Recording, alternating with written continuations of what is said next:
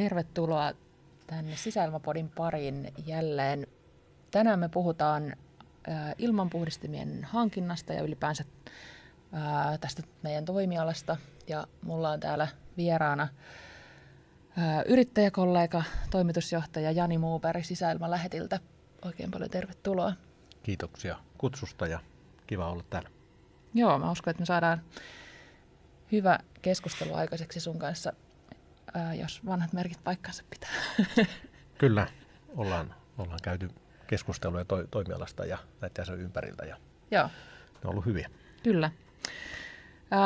Sulla on ja teillä 19 vuoden kokemus jo tästä niin kuin ilmanpuhdistimien toimittamisesta ja palvelun tarjoamisesta ja etenkin julkisen sektorin tiloihin ja organisaatioihin, mutta myös varmasti paljon muuallekin.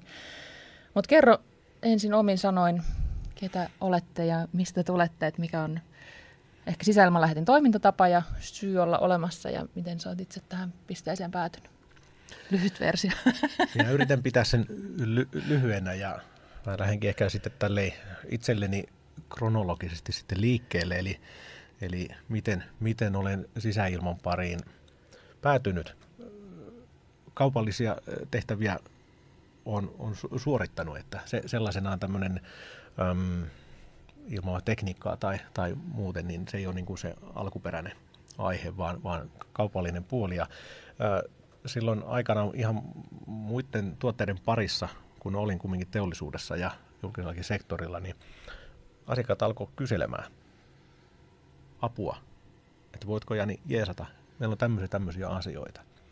Ja tähän päivän mennessä mä en osannut selittää, että miksi juuri minulta. Mutta nyt täytyy sanoa, että olen tietysti kiitollinen siinä, että olin ehkä tuottanut heille jotain muuta arvoa siinä. Ja yritin silläkin hetkellä katsoa verkostoitani ja että mitä voisi jeesata siinä samalla. Ja näitä oli semmoisia jokuisia tapahtumia. Ja joku mielenkiinto heräsi siinä, että miksi juuri minulta ja toisaalta samaan aikaan tuli, että ahaa, ai tällaista, enpä ole miettinytkään ja joku liekki syttyi. Se tuntui niin kuin omalta, se tuntui sille, että tässä voisi myös olla merkityksellisyyttä, koska mulle niin kuin näissä ylipäätänsä työskentelyssä on ollut se, että mä haluan tehdä jotain merkityksellistä. Ja tämä vastasi mun sisäisiä niin kuin tarpeita, halu auttaa ihmisiä eteenpäin. Ja se oli yksi merkittävä, miten lähti. Siihen liittyy myös muitakin niin kuin tämmöisiä henkilökohtaisia tarinoita, että on ollut ihmisiä, jotka on sairastanut tai multa voi ollut. Ja mä en ole kaikkia pystynyt niin kuin auttaa, mutta sisäilma on ollut niissäkin mukana. Ja mä oon niin kuin nähnyt sisäilman niin kuin merkityksen erilaisissa asioissa, niin se selkeästi vahvisti. Ja siellä eräskin yksi pikkuprinsessa oli merkittävässä niin kuin roolissa, joka jätti ison aukon täytettäväksi ja sillä tiellä ollaan. Ja tämä on ollut tosi merkityksellistä ja niin kuin koen oman työni tosi tärkeäksi, mitä ollaan saatu tehdä ja saatu toteuttaa. Joo. Mitä te olette tänä päivänä? Mikä on teidän toimintatapa? Tuolla me niin sanotusti kentällä, jos ajatellaan näin asiakkaansa, me tunnistetaan alkujaan siellä Sandbox-nimisenä yrityksenä ja siellä myös aika nopeasti tuli Sisäilmalähetti tuli sinne markkinointinimeksi, kun monia ne tuli tälleen hauskasti kyselivät meiltä, että kuinka niin kuin hiekkalaatikko liittyy niin kuin sisäilman puhdistamiseen ja sieltä sitten tuli myös tämmöinen näkemys, että niin, kyllä se voisi liittyä, mutta Sisäilmalähetti koettiin, että se kuvaa myös meidän sitä toimintatapaa paremmin. Halutaan olla hyvällä tavalla niin kuin hyvän sisäilman julistaja. Joo. Ja tämä julistussana nimenomaan siinä, että me halutaan niin kuin viedä toimialaa eteenpäin. Meillä on vahva arvopohja. Idealistiksi mua on myös kutsuttu tai ehkä yrityksenä, eli halutaan viedä niin kuin toimialaa eteenpäin, ei pelkästään yksittäisiä ilmanpuhdistimia, vaan ylipäätänsä toimialaa. Mm. Ja palvelun tuottamisen muodossa. Joo. Tämä on hauska, että te olette julistajia, mä kutsun itseäni paatostajaksi. Ja sittenhän nämä menee silloin kun ne käsitellään sellainen niin kuin hyvässä niin kirkkaassa positiivisessa valossa, niin muuten nämähän on hyvin Kyllä. samankaltaisia. Joo. No, 19 vuotta on pitkä aika ja paljon olette kerinyt näkemään, niin miten sä näet, että miten tässä ajassa niin kun ilmanpuhdistimien hankinta, tietotaito siihen liittyen ja asenteet on muuttunut? On otettu isoja steppejä. Haasteita on ollut koko sen ajan ja jos ajattelee sillä, että silloin kun on lähtenyt, niin silloin oli vielä enemmän semmoisia hyvin paljon tunnistamattomia. Oli siis havaintoja, että käytetään esimerkkinä julkista sektoria, että koululla, päiväkodeilla että on haasteita, mutta oli tosi epäselvää, että kenelle ne kuuluu. Ja yleensä ne kuuluu tekniselle toimelle, joka oman toimensa ohella pyrki tekemään jotain. Ja siellä sitten myös päätöksiä tehtiin siinä mielessä eri lailla kuin tänä päivänä. Eli ne lähti siinä, että meillä on joku paikka, oli se yksi huone tai muutama huone, ja sinne tarvittiin apua. Mm. Että me ehkä myös tuotiin uusi toimintamalli siinä, että me toimijoita ei hirveästi ollut alalla, ja se, mitä me tuotiin sinne uutena, oli se, että me haluttiin lähteä tekemään se palveluna. Mm. Että ajatuksella, että ei asiakas halua yksittäistä laitetta ostaa, vaan se, mitä hän on pyytämässä, niin on puhtaampaa sisäilmaa. Mm. Ja siellä oli monia tahoja, jotka oli huolissaan siitä, että mites, jos nämä lapset ja nuoret on siellä monta vuotta, niin että tämä ei ole varmasti hyvä asia. Mm. Tämän kaltaisen se lähti. Ikävimmillään se oli taas semmoista sekasotkua, koska ei ollut mitään oikein ohjaavia menetelmiä, ja tämä oli semmoinen tosi hähmäinen alue, niin se oli teknisen puolen päälliköissä tekivät sitten niin kuin, kantoivat vastuuta monessa paikkaa siinä, että jotain on tehtävä. Ja mites sitten tuntuuko, että nyt on niin kuin tieto lisääntynyt asiakkaiden keskuudessa? Joo. Tieto lisää myös tuskaa. Että se on niin kuin tälläkin toimialalla, eli vuosien varrella, jos ajatellaan, että mennään sieltä 19 vuoden niin kuin päästä tullaan tähän päivään, niin nykyään ylipäätään niin kuin erilaisia hankkeita ja tutkimusasioita on täällä matkan varrella tullut paljon. Informaatiota on tullut paljon. Sisäilmahaasteita ei vähätellä niin paljon. Se ei kyseenalaisteta niin paljon, että onko tämä tarpeellista. Ei kyseenalaisteta esimerkiksi erilaisia teknologioita. On tullut järkevämpään suuntaan siinä, että lähdetään siitä, että meidän on saatava puhtaampia ympäristöjä, ja enää ei oteta niin isoja henkilökohtaisia tunnereaktioita siinä, että olenko tehnyt jotain väärin rakennuksen suhteen, vaan keskitytään siihen, että meillä on nyt vaikka elinkaaren ihan normaali. Moni näistä haasteistahan on sillä, että jos rakennuksella alkaa olla 10 vuosia ikää, niin on ihan oletettavaa, että jotain haasteita tulee ilmanvaihtojärjestelmään tai rakenteiden kanssa. Niin enemmän keskitytään siihen, että tämä on tämmöinen vaihe, ja nyt meidän täytyy toimia niin kuin ripeästi, jotta voidaan tehdä laadukkaampaa niin kuin korjaussuunnitelmaa ja lopputulosta. Ja silloin aikaisemmin siinä selkeästi oli semmoisia niin kuin haasteita, kun asiat on uusia, niin selkeästi siellä oli valloillaan paljon semmoista, että ollaanko me tehty jotain väärin. Ja ikävimmillä se keskustelu jäi junna paikalleen, että jotkut kokee olevansa jonkun epäpuhtauden altistamia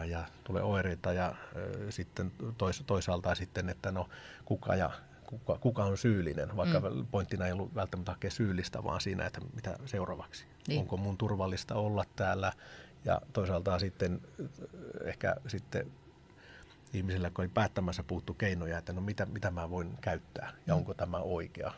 Eli siellä sitä epävarmuutta ja pelkoa ja se sitten heitteli siellä aallon mukana edes taas niitä tuloksia. Eli nyt kun tieto on lisääntynyt, pysytään paremmin toimimaan, se suuntautuu paremmin eteenpäin, tavoitteellisuutta saa olla vieläkin lisää, mutta sitä on tullut matkaa. Asiantuntijuutta on tullut paljon matkaa, julkisella sektorilla on tosi paljon päteviä ihmisiä, on kouluttauduttu lisää, on pelkästään tullut mahdollisuutta opiskella sisäilmahaasteista, siellä on asiantuntijoita ja muita tutkintoja siellä, syvällisempiä ja pinnallisempia. Ja ne on enemmän siellä työn ohella ja yksi osa selkeästi siellä teknisen toimen. Ja niihin suhtaudutaan pääsääntöisesti tosi niin kuin vakavasti tänä päivänä. Et siinä on niin kuin tosi iso kontrasti. No mikä sitten tällä hetkellä meidän toimialalla tässä markkinatilanteessa turhauttaa, jos otetaan vaikka top 3? Siinä jos ajatellaan, mä lähdin lähestymään asiaa sen suhteen, että edelleenkin henkilökohtaisena missiona ylipäätänsä kaikille toiminnalle oli se pelastaa. Mä sanon henkilökohtaisesti, mulla on aina ollut, että pelastaa lapset ja aikuiset huonolta sisäilmalta. Se näyttäytyy mulle näin. Niin silloin kun mä lähden sieltä päin tämä siellä taustalla pohtimaan, että mikä markkinatilanteessa turhauttaa, niin on kilpailutusten yleistyessä se kilpailutusten laadukkuus. Ja mä en tarkoita sillä sitä, etteikö siellä ihmiset tosissaan tekisi töitä ja pyri tekemään. Heillä todennäköisesti on todella paljon töitä. Mutta se, miten se näkyy toimialalla, on siinä, että hinta on sanotaan, että se on ikävimmillään jopa sen painoarvo siellä niin kuin noussut. Ja mitä enemmän kilpailutuksia on, niin se vaan on tarkoittanut sitä, että meille on tullut suoraan palautetta jo vuosikausien myötä, että ne tahot, jotka pyrkivät tekemään siellä kiinteistössä asioita osana sen kiinteistön elinkaarta, niin ovat ajoittain jo monestikin joutuneet toteamaan, että kilpailutus ei tuottanut läheskään aina toivottavaa tulosta, että he eivät saa haluamiaan työkaluja, jolla he voisivat oikeasti niin kuin suojata niitä ihmisiä. Mutta he saavat edullisia vaihtoehtoja, kehnoja palveluita. Ja se on niin kuin ikävimmillään sellaista. Ja kilpailutetaan niin kuin yksittäisiä teknisiä ominaisuuksia. Ja se on se, mikä vähän niin kuin on turhauttaa, koska mitä enemmän se ja voimakkaammin keskittyy vain siihen niin kuin hintaan, niin se myös niin kuin, se torppaa toimialan kehittymisen. Ja niin kuin, pätevien teknologioiden kehittämisen saati niiden hyödyntämisen siellä haasteessa. Ja nyt tosiasia on kuitenkin, että toisaalta silloin kun asiat on mennyt siihen, että kilpailutetaan, niin sehän tarkoittaa sitä, että tämän kaltaisia palveluita tarvitaan. Että sehän on sama aikaa niin kuin evidenssi, että on joku syy, että niitä tarvitaan ja sitten on joku laki, joka ohjaa niitä hankintoja. Sellaisena se on niin kuin fiksua, mutta se hankin sisältö, että jos mustavalkoisesti kilpailutetaan yksi toimitsija ja mahdollisimman halpa, niin yritystoiminnan näkökulmasta turhauttavaa on se, että millä pidän henkilöstön, jos mä yritän, että millä mä pidän niin kuin henkilöstön ja kehitämme itseämme, keskitymme siihen asiaan, jos ei se ole niin kuin elinkelpoista. Niin. Ja nyt mä käytän satunnaisesti värikynää, mutta tämä on ihan oikean maailman niin kuin värikynää tässä mun puhuessa. Ja sitten tässä muita tämmöisiä turhauttavia asioita. ja nyt sen verran pitää ottaa taaksepäin, että nyt kun puhutaan kilpailutuksista, niin on myös niin kuin laatu on parantunut ja on hyviä kilpailutuksia. Se vaatii myös ja hatunnosto kaikille henkilöille, jotka tekevät ammatikseen, niitä kilpailuttamisen ei ole helppoa. Ja jos ajattelee sisäilmaa, niin sisäilmahan on vain yksi pieni osa kaikesta siitä kokonaisuudesta. Kuitenkin se on tosi merkityksellistä. Puhutaan yrityksestä vaikka tuottavuudesta, niin sisäilman laatu on tosi oleellista. Se liittyy ihmisen perusturvallisuuteen siellä ja sitä kautta siihen, että kuinka mä voin toimia ja pysynkö mä fyysisesti kyvykkäänä toimimaan. Mutta sitten jos tulee julkiselle puolelle, niin se on ihan yhtä tärkeää. Ja on myös vastuut siellä niin huolehtia, että ne on turvallisia ympäristöjä. Ja siellä on paljon, muun muassa niin kuin jos ajattelee kouluympäristöjä tämän kaltaisia, niin siellä on myös paljon kehittyviä keuhkoja. Siellä on nuori, joka on vasta menossa niin kuin eteenpäin ja se, että pidetään ne kunnossa. Joten lisää kehittämistä siihen, että miten tehdään laadukkaita kilpailutuksia ja saadaan myös nimenomaan tarvetta vastaavia palveluita. Ei vaan sitä, että kilpailutetaan 6 äänen nopeutta tai 4 äänen nopeutta tai tämä on tosi kärjistettyä, mutta sillä, että saisi juonnesta kiinni, vaan se enempi, että se olisi useampi palveluntarjoaja siellä mukana valittuna, jotta voidaan sitten, koska ei ne ongelmat ole myöskään, mihinkä tarvitaan apuja, ole aina samanlaisia. Niin. Tarvitaan monimuotoisuutta siellä. Niin niiden raamien pitää sallia sen, että siellä liikutaan ja se tekninen toimi pystyy niin kuin käyttämään työkaluja fiksusti. No joo, sitten kun mä nyt vauhtiin pääsen, niin se on trendaava aihe, mikä mua turhauttaa, niin se liittyy jossain määrin kilpailutukseen, mutta toimialalla on ääni. Ja. Äänen paine. Ja taas jos oikein nyt yksinkertaistetaan, että mä saan pidettyä tämän mun paatokseni kuitenkin tämmöisen niin kuin kuuntelemisen arvoisena, niin on se, että halutaan todella puhdistuskykyisiä, eli nimenomaan, että erotusaste laitteessa on hyvä. Ja oikeastaan erotusasteesta, eli suodattimien erotusasteesta meidän pitäisi puhua ja korjaan vähän omaa, niin oikeastaan niin kuin siitä kyvykkyydestä, mitä se yksittäinen laite jossain tilassa tai useampi laite, jos se tila on vaikka isompi, niin mitä se pystyy tekemään. Eli oikeastaan niin kuin hiukkas tai epäpuhtaus alenemasta. Niin nyt sitten tämmöistä trendaavaa on siinä, että nimenomaan terminä ja sanana niin kun äänen paine saa koko ajan enemmän painetta. Ja sitten samaan aikaan halutaan tosi tehokkaita koneita. Ja näillä on semmoinen niin kun haaste, että teknisesti semmoisia voidaan toteuttaa, mutta se voi aiheuttaa semmoisen, että taas kärjistettynä, että jos me voidaan tehdä tosi iso laite, että me saadaan sitä hiljainen. Ja samaan aikaan todella tehokas, että ilmavirta on paljon. Mutta voi olla, että jos on vähän pienempi huone, niin sinne ei mahdu enää ihmiset sisälle. Niin. Se, että jos me tullaan semmoiseen ilmanpuhdistimiin, mitä ihmiset niin kuin mieltää, muutama 10 senttimetriä kanttiinsa ja voi olla korkeutta, on sitten 100 senttiä tai 200 senttiä niin kuin jääkaapin kokoisia, niin väistämättä kun sitä on se aulatila tai huonetila, niin sitä ilmaa pitäisi liikuttaa. Niin jostain syystä nyt pidetään epäsopivampana sitä, että jonkinlaista ääntä syntyy. En tarkoita sitä, etteikö niin kuin pidä huomioida, että se ei saa niin kuin ylittää jotain kynnyksiä siis siten, että se niin kuin ärsytyskynnyksiä. Mutta jos toiminta on väliaikaista ja siellä on niin kuin ongelma on meidän toimialalla lähtökohtaisesti sisäilmaongelma, eli se on joku väliaikainen ja hoidetaan pois.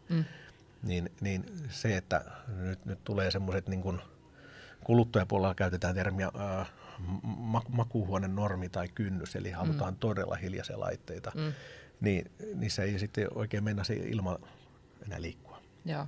Niin se on, niin kuin tästä pienestä paatoksesta saattaa huomata, niin se on, saattaa olla aiottaa vaikka top 1 siinä. Niin. Mutta se, että mistä se niin kuin tulee, niin en tiedä. Tiedän lähimarkkina-alueita, niin kuin eri maita, mistä tämä on ollut ehkä aikaisemminkin. Ja en mä tiedä, onko se jonkinlainen evoluutio tässä kilpailutuksessa, millä sit pyritään niin kuin löytämään ominaisuuksia, millä niin kuin verrataan. Mutta se, että se on välillä niin kuin kohtuuttomia pyyntöjä siinä, jos ajatellaan, että tavoite oli edelleen suojata ihmisiä. Ja sitten näitä, esimerkiksi tämä ääni tulee kiinteiden laitteiden puolelta. Niin Se on turhauttavaa, että tavallaan meille asetetaan kilpailutuksessa vaatimuksia, jotka ei välttämättä ole sellaisenaan liity juuri niihin laitteisiin, että niitä käytetään eri tavalla kuin se, että mistä se tavallaan se niin kuin otetaan sen äänenpaineen niin kuin malliesimerkki, että mitä sen pitäisi täyttää. Joo, ja tuo äänimaailma on kyllä siis silleen vaikea, että sitten se saattaa olla ärsyttävä, niinku, että se desibeli ei aina niinku kerro koko totuutta. Juuri näin.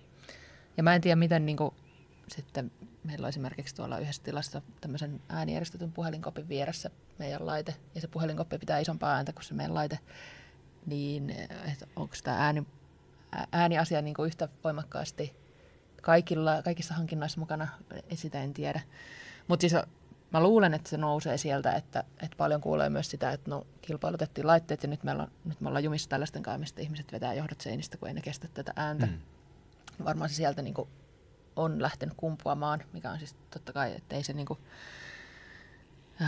niinkään kova saa olla se ääni, että niinku, ihmiset ei pysty olemaan siinä tilassa, mutta jonkinnäköinen kompromissi siinä pitäisi löytää. Ja sinne taustalle niin kun toivoisinkin, että tulee myös enemmän ymmärrystä ja siihen, että laite pitäisi olla myös mitoitettu oikein siihen tilaan. Ja tämä top 3 mitoitus asia kolmantena, niin se on se, mihinkä mä toivoisin, että kiinnitetään toteuttamisessa ja kilpailuttamisessa enemmän huomiota. Ja niin kuin sanoin, että en nyt osaa aina sanoa suoraan, että miten se siellä sitten niin kuin toteutetaan, mutta se, että mitä niin kuin haetaan, niin laitteet tulisi pystyä niin kuin mitottaa järkevästi siihen tarpeeseen, eli siihen, jos ajatellaan yhtä huonetilaa, niin meidän täytyy kumminkin ymmärtää se huoneen koko ja myös tavallaan sen ongelman niin kuin aste, että mitä me ollaan tekemässä siellä. Ollaanko me tekemässä väliaikaissuojaamista sen takia, että meillä on tämmöinen, että ihmiset kohtaa paljon ja halutaan niin kuin tehdä tämmöisen infektiohallintaa, vaikka influenssan. No korona on sitä kautta, kun puhutaan, niin me ymmärretään, mistä oli kysymys, mutta nyt mä en tarkoita pelkästään koronaa. Meillä on influenssat ja muita asioita ja meillä on kumminkin viimeisiäkin tutkimustuloksia, on näitä E3-hankkeita ja muita, joka kertoo, että kyllä se on fiksua. Ja mä väitän, että me ollaan toimialalla, meillä on ollut hyvä ymmärrys tässä pitkään, mutta se näyttäytyy eri tavalla nyt myös niin kuin muulle maailmalle. Niin tämä mitoitus on tärkeä, mutta myös yhtä lailla siellä muuta epäpuhtautta voi olla. Voi olla niistä rakennusvaurioista, jos sinne tulee mikrobeja ilmaan pääsee tai muuta. Tai se voi olla, että meidän omasta työskentelystä me joudutaan tekemään jotain siellä, on se tekstiilikäsityöluokka tai joku muu asia, tulee jonkinlaisia pölyjä ilmaan, arkistointipölyä, on tosi monenlaisia asioita. Niin näiden hallitseminen, eka meidän täytyy ymmärtää, mitä siellä tehdään, mitä siellä yritetään saada ilmasta pois ja jollain tapaa myös käsitys, kuinka paljon se haittaa meitä. Jos se haittaa tosi paljon ja se jo enemmän haitan myötä niin kuin uhkaa meitä, niin sittenhän on fiksumpaa niin kuin sulkea se tila ja miettiä sillä lailla. Mutta silloin kun tarvitaan muuten väliaikaista niin kuin ratkaisua esimerkiksi ilmanvaihdon yhteyteen tai ilman, että se on ilmanvaihto ollenkaan, niin silloin on tosi tehokas käyttää ilmanpuhdistimia. Ja silloin se mitoitus. Ja jos me mitoitetaan oikein, niin meidän täytyy vähän tehdä laskutoimituksia, meidän täytyy vähän ymmärtää, mistä ilmaa tulee ja menee pois ja mihinkä sijoittaa se laite. Ja tähän kohtaan liittyy myös toimialan oma vastuullisuus, toimijoiden vastuullisuus. Laskentamalleja on nyt tullut enempi julkisuuteen näiden äsken mainittujen hankkeiden myötä muun muassa. Ja esimerkiksi me ollaan käytetty niitä vuosikausia. Kysyntä niille on ollut tosi vähäistä. Että se on näkynyt niin, että asiakkaille ei ole ollut niin kuin kovinkaan isoa niin kuin tarvetta tai niin kuin painetta tai niin kuin sille. Että nämä on sellaisia ohjaavia toimenpiteitä ja myös asiat kehittyy niin kuin aikojen niin kuin kuluessa. Mutta se on semmoinen, että top 3 on, että minua turhauttaa, että siitä on vielä liian vähän. Että sen sijaan, että mietitään niin kuin laitemerkkejä tai malleja, muotoja ja sitä hintaa, niin enemmän pitäisi olla kiinnostus siitä, että meillä on tarve, että jossain ihmisiä suojataan ja on epäpuhtauksia ja sitten toimijat tuovat sinne laitteet, erilaista teknologiaa siihen tilanteeseen ja tarpeeseen sopivan kokoisia laitteita tai fiksuinta teknologiaa. No tuosta oikeastaan ehkä niin kuin jatketaan eteenpäin sitten näistä niin kuin turhauttavista asioista, mitkä niin kuin ehkä itsellä just aika vastaavat, että niin kuin se, että kun kilpailutetaan, niin jos niin kuin halvin hinta ratkaisee 100% tai 80%, niin se on tosi, niin kuin, kuten sanoit, niin vaikeaa tehdä silloin laadukkaasti, tarjota laadukkaita tuotteita ja palveluita. Mulla on myös sitten aika niin kuin jonkin verran näkee, että ehkä kilpailutuksessa toimitaan niin kuin ennenkin on toimittu, että sitten vaikka ehkä jollain on jo niin kuin uutta tietoa, mutta ei ehkä uskalleta kyseenalaistaa sitä sitten riittävän niin kuin vahvasti sitä, että no näin meillä on nyt aiemmin tehty tämä, niin tehdään nyt sitten samalla kaavalla. Ja just se, että kilpailutetaan niin kuin yksittäistä tuotetta, speksataan tosi tarkkaan niin kuin se teknologia siellä niin kuin välillä tosikin tarkkaan, että mitä sen niin kuin laitteen pitäisi olla, pitää sisällään, niin ehkä ne on niin kuin ne mun, mitä mä itse nostaisin. Mutta mun mielestä se on, niin kuin, mä oon tästä aiemminkin puhunut, että mun mielestä on tosi ymmärrettävää, koska tämä on siinä, missä tämä on meille, sulle ja mulle koko päivätyötä, niin sitten ostajaorganisaatioissa se on vain pieni osainen tosi laajaa kokonaisuutta, mihin liittyy tosi paljon muutakin. Niin ehkä nyt sitten näin, kun olemme tämän asian äärellä tässä, niin onko sulla joku semmoinen ihanne malli, mihin sä tiivistäisit tänne, että no miten se, niin kuin, jos nyt puhutaan ihan kilpailutuksesta tai vaikka nyt pienkilpailutuksistakin, mutta siis ollaan hankkimassa ilman puhdistimia, niin miten se sitten tehtäisiin onnistuneesti? Hyviä esimerkkejä on myös syntynyt. Se, mikä on lisääntynyt, mikä on hyvä asia, on nyt tämmöinen niin kuin vuoropuhelut. Eli toimittajapalvelun tarjoaja on pyydetty keskusteluihin myös kilpailuorganisaation puolelta. Se on mun mielestä aina hyvä asia, että ei olla vaan niin kuin eri puolella pöytää, vaan keskustellaan ja pyydetään informaatiota, näkemyksiä, että mitä tulisi ottaa huomioon. Ja mitä enemmän ne näkyy se kilpailutuksissa, että ikävimmillähän ne on sitä, että sisäilmapuolen asiantuntijat tekevät tämän vuoropuhelun ja sitten kun kilpailutus toteutuu, niin jollain tapaa joku viestinkulku on niin kuin katkennut. Ja siinä on varmasti tämmöisiä asioita, mihinkä viittasikin, että kun nämä on yksi niin kuin, ja niin kuin pieni osa sitä, niin ne varmaan kärsivät myös siitä, että on vaikea olla mikään multitaskaa ja kaikkien alueiden asiantuntija. Että siihen en tiedä, mikä niin kuin on, miten sen niin kuin helposti ratkaisisi. Ja olen tavannut ihmisiä siellä, jotka ihan tosissaan niitä pyrkivät viemään eteenpäin ja ovat todenneet, että tämä onkin paljon kompleksisempi asia kuin oltiin ajateltu. Mutta jos sinä saisit tehdä vaikka jonkun puolesta kilpailutuksen, niin mitä siellä olisi?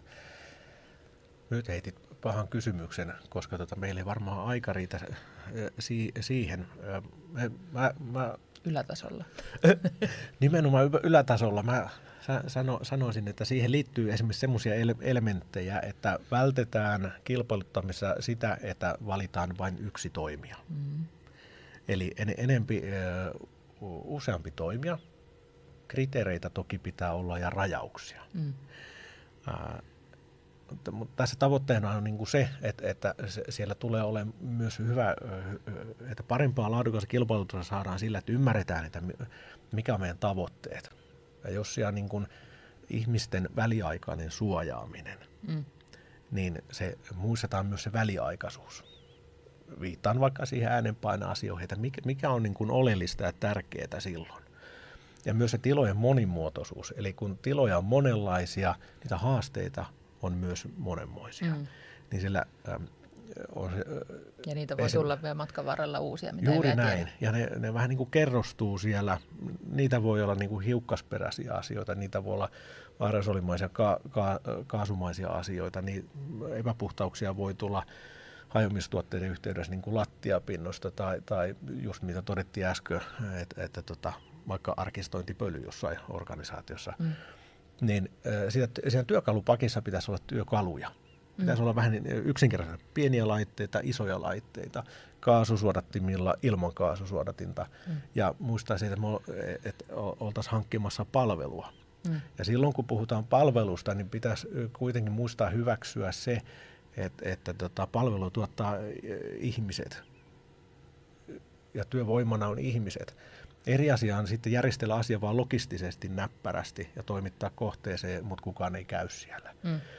Ja myös siellä kohteissa silloin pitäisi huomioida, että siellä on esimerkiksi viestintä toimii. Eli esimerkiksi palvelun tarjoataan ainakin meidän kohdalla on paljon, että me ollaan informoitu niin yksittäisiä huoneen niin kuin tilan käyttäjiä siinä, että miksi tämmöinen laite tulee, mitä heidän pitää huomioida, tai isompia infotilaisuuksia yhtä lailla niin kuin kiinteistön omistajan niin kuin edustajien kanssa. Eli huolehditaan niin kuin monitasoista asiasta, ja näitä tällä hetkellä sitten tietysti halutaan kaikkea yhteen hintaan mahdollisimman halvalla. Niin jostainhan ne karsiutuu, koska niitä ei voi tehdä. Eli toiveeni on, että niin kun verrataan myös, tai lähdetään miettimään näitä asioita silloin oikeasta näkökulmasta, että jos pointtina on se, että me ei tehdä niin kuin mitään ihmisillä on joku haitta tai siitä on sille organisaatiolle joku haitta, niin verrataan mieluummin siihen, että on sitten mainehaitta tai terveyshaitta tai jotain, että paljon se maksaa. Ja siinä mielessä vähän niin kuin lähdettäisiin lieventää sitä, että hankintalaki antaa kyllä työkaluja siihen, että aina ei tarvitse olla se halvin mahdollinen. Toki se on niin kuin suoraviivaisin, mutta jotain sitä pitäisi niin kuin kehittää. Mutta yksi, mikä on toimivaksi todettu käytännössä, on se, että siellä on myös useampi toimija. Ja niin voidaan tehdä, niin kuin siellä sisällä valita se työkalu, että eri toimijoilla voi olla myös eri painotuksia tai isompia koneita, pienempiä koneita. Ja sitten sitä kartoitusta sinne kohteisiin, mutta siten, että siellä ei vaan käy, ja tässä kohtaa nyt muistutan myös palvelun tuottajia, että ei mennä vaan niin kuin kävele kohteeseen ja niin kuin katsotaan, että montako huonetta, niin monta puhdistinta. Pointtina on nimenomaan suojaaminen, silloin täytyy olla ymmärrystä. Joo. Katsotaan, mihin laitteet voi sijoittaa, minkälaisia niitä voi sijoittaa, mitä ominaisuuksia sen tulisi täyttää. Ja sitten on ne laskenta. Meillä on laskentatyökalut ja varmasti muillekin on, tai ainakin niitä otettavissa käyttöön. Että ymmärretään, mitä sillä laitteella siinä tilassa saadaan aikaiseksi. Tarvitaanko 1 laite, 2 laitetta ja minkä kokoinen. Ja sen jälkeen huomioidaan, että se tila täytyy säilyä työkäytössä ihmisen häiritsemättä tai aiheuttamatta vahinkoa. Ja mun mielestä silloin se sisältää, että ne ääniasiat tulee. Nyt jos speksataan ääni johonkin numeroon, niin mennään mettään, koska monesti ne tausta niin kuin äänet ja ne elämisen äänet, mitä jossain kohteessa on siitä toimintaympäristöön luonnollisesti kuuluvia, niin ne on monesti paljon suurempia kuin niitä laitteiden. Toivottavasti pystyy nyt vähän sulle antaa. Joo, mun mielestä tuossa on niinku, ehkä itsekin on näitä pohtinut tietysti paljon, että mikä se niinku olisi se ihannemalli. Ja mä itse nykyään kutsun Nurmijärven malliksi. Nurmijärvi teki viime syksynä, terveisiä vaan sinne, jos joku on kuulolla, niin, mun mielestä niinku, tosi hienosti kilpailutuksen ja uskon, että saivat niinku, että ovat itse tyytyväisiä siihen, että saivat niinku nimenomaan sen työkalupakin itselleen niinku hyvin. Eli siellä otettiin 8 eri toimittajaa puitejärjestelyyn ilman etusijajärjestystä, jolloin heillä on itsellä vapaus sitten tarvekohtaisesti katsoa, että kuka toimii ja niin kuin mitä mitä mihinkin kohteeseen niin kuin halutaan. Ja sitten mun mielestä just noi kaikki asiat, mitä sä mainitsit, on tosi niin kuin hirvittävän tärkeitä, mutta myös hirvittävän vaikeita niin kuin siihen lomakkeelle speksata. Kyllä. Että miten sä niin kuin sen vaatimuksen sinne kirjaat ilman, että sitten joku vaan laittaisi rastin ruutuun, että joo, kyllä me näin tehdään ja mikä se todellisuus sitten on. Niin silloin, kun sulla on tämmöinen työkalupakki itsellä, niin sitten sä pystyt samalla myös todentamaan, että no toimiiko nämä niin kuin on luvattu ja sitten on myös vapaus vaihtaa, sit, jos ei olekaan tyytyväinen johonkin toimintaan. Joo, ja mun mielestä sanoit, on ihan samaa mieltä. Tämä Tery, mitä käytit, Nurmijärven malli, niin olen samaa mieltä. Tuo oli hyvä malliesimerkki mun mielestä niin kuin kokonaisuudessaan, miten se voisi toimia. Ja just tuo, siis ikävimmillähän on käynyt näin, että se organisaatio, joka pyrkii tekemään asioita myös niin kuin oikein ja ohjatusti, niin saakin lopputulokseksi, että on ajanut itsensä tietyllä tavalla niin kuin nurkkaa ja kädet sidottuina. Moneksi vuodeksi. Ja se lopputulos on vähän harmillinen. Ja sen takia minusta oli hyvä pointti, mitä nostit. Eli jätetään vapauttaa sinne, tehdään niin kuin raamitetaan sitä, mutta käytetään siinä mielessä semmoista niin kuin maalaisjärkeä enemmän, että joka asiaa ei pidä speksata, että pitäisi jotenkin, että tuohon äskeisiin noihin, mitä puhuttiin, niin tulee myös tämä, että kannetaan huolta siitä, tavallaan siitä niin kuin valvonnasta myös vähän niin kuin enemmän. Että nyt kun on kilpailutettu, niin kilpailutettaisiin niitä palveluita, pyrittäisiin luomaan se työkalupakki, missä on niitä työkaluja fiksusti tekniselle toimelle tai taholle, joka sitä käyttää. Ja niillä on raamien puitteissa niin kuin toimivat niiden erilaisten tilanteiden mukaan. Ja siellä myös tulisi olla jonkinlainen valvonta sille, että miten ne palvelun tuottajat tuottaa palvelua. Toteutuuko esimerkiksi tarvittavia huoltovälejä tai muuta yhteisymmärryksessä. Joo. Sähköisiä järjestelmiä on aika monella toimittajalla jo muun muassa, että voidaan niin kuin ymmärtää muutakin kuin siitä tulee lasku pöydälle. Se on vähän kehno tapa, sille ei oikein hirveästi todennä, että onko siellä tapahtunut mitään siellä. Mutta vuosien takaa ääriesimerkkejä, miten minulle on kommentoitu asiakkaan puolesta, kun tiedusteli, että toimiiko ne palvelut. Kai ne toimii, kun kerta lasku on tullut pöydälle. Niin tavallaan, että jos se on se ääriesimerkki, niin tultaisiin siihen suuntaan, että olisi jonkinlainen hyvä ymmärrys, että mitä siellä käytännössä tapahtuu. Ja se, että esimerkiksi ne asentamiset ja sijoittelut ja muut menee oikein. Joo. Mun mielestä ehkä myös, niin kuin, mikä tässä oikeastaan niin kuin se, että on pitkään, tai niin kuin, on ollut tämä halvin hinta on niin kuin ollut se määrittävä tekijä, niin sit se on ajanut myös niin kuin meitä kotimaisia valmistajia, niin kuin, en puhu meistä, niin kuin, tiedän, että alalla on tullut sitten tällaista, että okei, no hankitaan niin kuin sit tällaiset niin sanotut kilpailutuslaitteet, ja sitten jos ei mene niin kuin kilpailutukseen, niin sitten voidaan näitä kotimaisesti valmistettujakin toimittaa jollekin, niin silloin sekin on vähän niin kuin hassu. Että sitten tommonen, että sulla on niin kuin siellä työkalupakissa, että sä tiedät, että nämä on niin kuin vähän erityyppisiä, ja sitten jos pystyt itse valitsemaan, että mihinkin tarkoitukseen menee. Niin.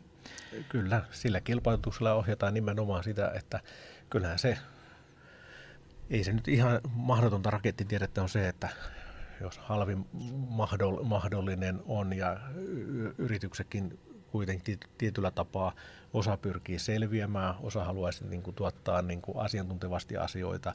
Osalla voi olla periaatteena vaan, että kunhan päästään bisnekseen mukaan. Että me on hyvin erilaisia arvolähtöisiä niin kuin lähtökohtia siellä yrityksillä. Niin kyllähän tämmöinen niin kuin raakahinnalla painottaminen niin kuin mahdollistaa lisää markkinoita niille, joita ei välttämättä, siis täytyy huomioida, ei välttämättä, mutta se, että sinne on niin kuin mahdollista tulla vähän toisenkinlaisilla arvoilla niin kuin mukaan silloin, jos lähdetään siitä, että okei, me ei voida tuottaa oikein palveluita ja meidän hyvät koneet niin kuin vaatii jotain ja ne on näihin kilpailutuksiin nähden niin kuin kustannukset on korkeammat.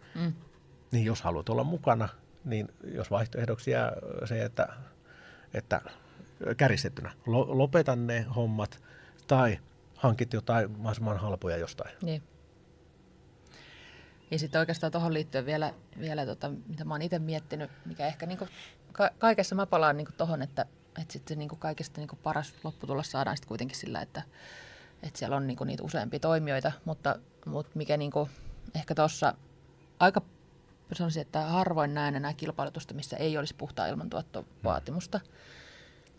Mutta mikä siinäkin on sitten kuitenkin, ja siitä on itsekin paatosta aina joka tilaisuuden tulle, mutta mikä siinäkin on kuitenkin haasteena, että se on lyhyt testi, se on niinku puoli tuntia, niin kyllä moni laite, vaikka siinä olisi tosi pieni suodatin, niin selviytyy siinä ihan hyvin. Mutta mitä se on sitten tunnin päästä sen saman laitteen, sillä samalla suodattimella sen puhtaan ilmantuotto, niin sitähän me ei niinku tiedetä eikä kilpailuteta. Saatiin, että ne on siellä kohteessa useampia kuukausia. Toki ne huoletaan välillä, mutta toi on tosi tärkeä asia, niin. Että siinä mielessä käyttäisin tämmöistä ilmaisua, mitä on joskus käynyt, jos on postikortin tai A4 kokoinen suodatin, niin niitä nyt vaan täytyy vaihtaa niin kuin paljon useammin. Että jos siellä edelleenkin spekseissä on, että kerran vuodessa tai puolen vuoden välein tai jotain, että jos sekin on vielä speksattu, niin se, että tavallaan mihin ymmärrykseen se perustuu. Joo. Tai onko se toimittajan vastuulla. Mutta se, että isompi kone on mahdollista, että siellä on pinta-alaa enempi ja kapasiteettia enempi. Just näin. No nyt meillä alkaa kyllä aika loppumaan tässä. Me ollaan päästy niin kuin hyvin vauhtiin. Olisi vielä, mä vasta niin kuin pääsin vauhtiin. Joo, ehkä loppuun vielä joku lyhyt tulevaisuuden visiointi. Mihin toivoisit, että tämä ala tulee menemään tulevaisuudessa? Toivoisin, että ala sellaisenaan ei näivety niin kuin edullisten ilmanpuhdistimien niin kuin maahantuojiksi. Ja näen, että sisäilman puhdistaminen on koko ajan enemmän niin kuin oleellinen osa kiinteistöjä. Ja koska epäpuhtaudet tulee, meillä Suomessa tulee sisäilmaongelmista, tai ainakin tunnistetaan rakenneperäisesti, voi olla, mutta sitten jos katsotaan tuonne maailmalle, niin siellä on se teollisuus ja liikenne on merkittävää. Ja jälleen me ihmiset sen rakennuksen sisällä. Joten minä näen sen niin, että puhtaan sisäilman tuottaminen tulee koko ajan vahvemmin osaksi sitä kiinteistöä. Ja se tarkoittaa, että erilaisilla teknologioilla sitä täytyy sinne tuottaa. Ja sitä nykyisiä teknologioita tulee kehittää. Ilmanpuhdistimet tulee olemaan siellä niin kuin mukana. Ehkä sulautuu paremmin siihen kiinteistöön. Ei pelkästään tyylikkyydeltään, mutta ymmärretään paremmin, että missä niin sanotusti tämmöisiä standalone omilla pyörillä seisovia laitteita käytetään. Halutaan niihin estetiikkaan niin poispäin. Tehokkuus on niin kuin itsestäänselvyys siellä. Sen lisäksi mä näen, että se mihinkä ollaan nyt menossa, mikä on ehkä iso juttu, on se, että on tämmöinen aktiivinen sisäilman puhdistaminen, jatkuva toimisuus. Eli se integroituu siihen niin kuin ilmanvaihtojärjestelmiin kiinteäksi osaksi niin kuin kiinteistöä. Ja siitä on hyviä esimerkkejä jo, sille on jo tarvetta ja se nimenomaan tulee olemaan sitä, että se on samanlainen, miten nyt mielletään niin kuin valaistus tai juokseva vesi kiinteistössä. Et siinä mielessä me tarkoittaa, että se tulee osaksi kiinteistöä. Joo. Ja yhtä tärkeä asia, puhdas vesi ja Kyllä. puhdas ilma. Kyllä. Siihen on hyvä lopettaa tämä meidän jakso. Kiitos oikein paljon, että tulit tänne meidän studioon juttelemaan tästä meidän toimialasta ja olet mukana viemässä sitä eteenpäin. Kiitoksia mahdollisuudesta ja kiitos myös niille, jotka kuuntelevat ja toivottavasti oltiin yhdessä erikseen aikaisin arvoista.